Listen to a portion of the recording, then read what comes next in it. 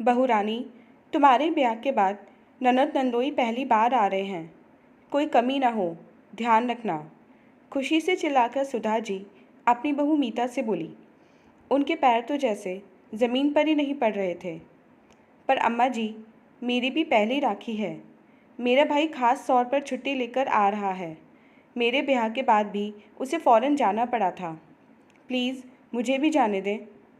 मीता सुधा जी की चिरौरी करती सी बोली। सुनते ही तमक कर अम्मा जी ने जवाब दिया, अरे 20 साल से तो राखी बांध रही थी ना। 1 साल नहीं बांधेगी तो भूचाल तो ना आ जाएगा। डाक से भेज दे और अपने भाई को लिख दे, अगली बार आके बंधवा लेगा। और हाँ, भगवान के लिए यहाँ मत बुला लीजो। वो आ गया तो तू तो उसी की खिदमत में लगी रहेगी। फिर मेरे बेटी दामाद को कौन पूछेगा। और तुझे ऐसे कैसे जाने दूंगी। हर साल मेरी बेटी आती है, पर मैं ठहरी अकेली जान। अच्छी तरह से बेटी दामाद की खातिर भी ना कर पाती थी। सोचा था बहू आ जाएगी तो बढ़िया बढ़िया तरह तरह के पकवान बनवाकर अपनी बेटी दामाद को खिलाया करूँगी। मीता के मन में तो आया कह दे, बहू न हुई बिना पैसे की कुक हो गई। राखी के एक दिन पहले ही मीता की ननद नंदोई और उनकी 4 साल की बेटी छुटकी आ गए।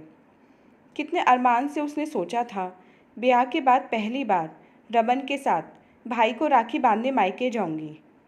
अपना त्योहार सूना जाते देख मीता का दिल अंदर अंदर रोता, पर कभी उसका दुख चेहरे पर दिखाई दे जाता तो अम्मा जी ताना देना ना भूलती कि उसे उनकी बेटी दामाद का आना सुहा नहीं रहा। शनिवार इतवार की छुट्टियां मिलाकर नंदोई जी ने 2 छुट्टियां और ले ली थीं। 4 दिन मीता से अम्मा जी ने जी भरकर पकवान बनवाए। बीच में छुटकी कभी मैगी तो कभी चाउमीन की फरमाइश करती तो अम्मा जी फ़ौरन कहती, जा मामी को कह दे बना देगी। मीता सुबह से शाम तक एक पैर पर खड़ी रहती, इसका किसी को ख्याल ना आता। ननद नंदोई भी खूब आवभगत करवा कर 4 दिन मज़ा काट कर चले गए। किसी को ख्याल भी नहीं आया कि मीता की भी राखी थी। उसका मन भी अपने भाई को राखी बांधने को चाहता होगा। और तो और मीता का पति रमन भी एक बार मुंह से कह देता कि इस बार नहीं, अगली बार मैं तुम्हें ले चलूँगा, तो शायद मीता को इतना बुरा नहीं लगता। खैर, बेचारी अगली बार के इंतज़ार में मन मसोस कर रह गई और सोचने लगी, इस बार ननद की राखी मन गई, चलो भाई दूज पर मैं जाकर भाई को टीका कर लूँगी। दिवाली के आते आते मीता ने पूरे जोश के साथ दिवाली की तैयारियां शुरू कर दी। ससुराल में उसकी पहली दिवाली थी। मीता की मम्मी पापा ने पहली दिवाली का शगुन भेजा, साथ ही पूछवाया कि वे मीता को भाई दूज के लिए कब बुलाएं। अम्मा जी बिफर कर बोली, इतने साल लड़की को रख के भी जी ना भरा जो बार बार बुलाने को कहवें। अरे भैया दूज पर तो रमन के मामा हमसे टीका करवाने आएंगे, घर की बहू कैसे जा सके है। और मीता का भाई दूज मनाने का सपना भी देखते देखते ढहकर धराशायी हो गया। फिर बेचारी मन मसोस कर रह गई। संयोग से मीता के नंदोई जी की पोस्टिंग उसी शहर में हो गई जहाँ मीता का मायका था। मीता बहुत खुश थी कि ननद के बहाने ही सही अब रमन उसे भी मायके ले जाया करेगा भाई दूज पर। मीता ने अम्मा जी को कहा कि वह और रमन चले जाएंगे। रमन अपनी बहन से टीका करा लेंगे और मैं अपने भाई को। इस तरह दोनों के त्योहार मन जाएंगे।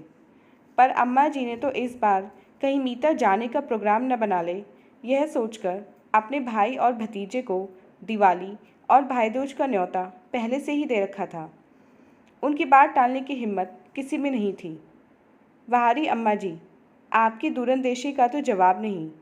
जब कभी मीता के मायके जाने की बात होती तो कभी अम्मा जी कभी रमन कोई न कोई अड़ंगा डालकर उसका प्रोग्राम कैंसिल करा देते। अम्मा जी को मीता के घर वालों से मीता और रमन के ब्याह के दिन से ही शिकायत थी कि उन्होंने अम्मा जी की खातिरदारी उनके मन की नहीं की। इसीलिए रमन भी मीता के पिता और भाई से हमेशा ऐंठा ऐंठा ही रहता था। वे दोनों मीता के ऊपर मायके ना जाने का अंकुश लगाकर मीता के माँ बाप को दुखी कर बदला लेना चाहते थे। मीता के घर से कोई आता तो ये दोनों उससे सीधे मुंह बात भी नहीं करते। रमन या तो ससुराल जाता ही नहीं, अगर भूले से चला भी जाता तो मुंह फुलाए रहता। मीता फिर भी इसी को नियति मानकर अपना धर्म निभा रही थी। उसके बूढ़े माँ बाप दुखी होंगे यह सोचकर चुप रह जाती। ना वे खुद मायके जा पाती, ना ही उसके भाई का आना इन लोगों को सुहा था। इस साल जब उसके राखी भाई दूज भी सुने जाते तो उसके दुखी दिल से मन ही मन आवाज़ आती कि अम्मा जी, भगवान करे आपकी बेटी भी अपने भाई की कलाई पर राखी बांधने को तरसे। और रमन, आपका माथा भी बहन के टीके के बिना सूना रहे। कुदरत का खेल देखे। कुछ समय बाद रमन और उसके जीजा में छोटी सी बात को लेकर ऐसी बहस हुई कि रमन के जीजा ने रमन की बहन को राखी और टीका दोनों पर भेजना बंद करवा दिया।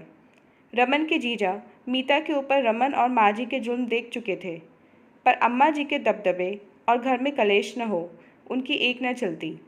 अगर कभी वे दबे शब्दों में उन लोगों को समझाने की कोशिश करते या मीता के पक्ष में कुछ बोलने की कोशिश करते तो उन्हें यह कहकर चुप करा दिया जाता कि यह हमारे घर का अंदरूनी मामला है, वो दखल ना दें तो बेहतर है। बरसों बाद जब मीता रमन को राखी और भाई दूज के दिन उदास देखती तो उसका दिल अंदर से कचोटता। उसे लगता शायद उसी की बद्दुआ लगी है जो उसी की तरह रमन के भी राखी और भाई दूज हो गए। इसलिए मीता दिल से यह नहीं चाहती थी कि रमन के दोनों त्योहार ना मने, पर उसका दिल ज़रूर करता कि जिस तरह रमन और उसकी बहन अपने त्योहार मनाकर खुश होते, काश एक बार कोई उसके लिए भी सोचता। कभी कभी किसी दुखी दिल से निकली आह शायद भगवान भी सुन लेते हैं। वो कहते हैं ना, भगवान की लाठी में आवाज़ नहीं होती।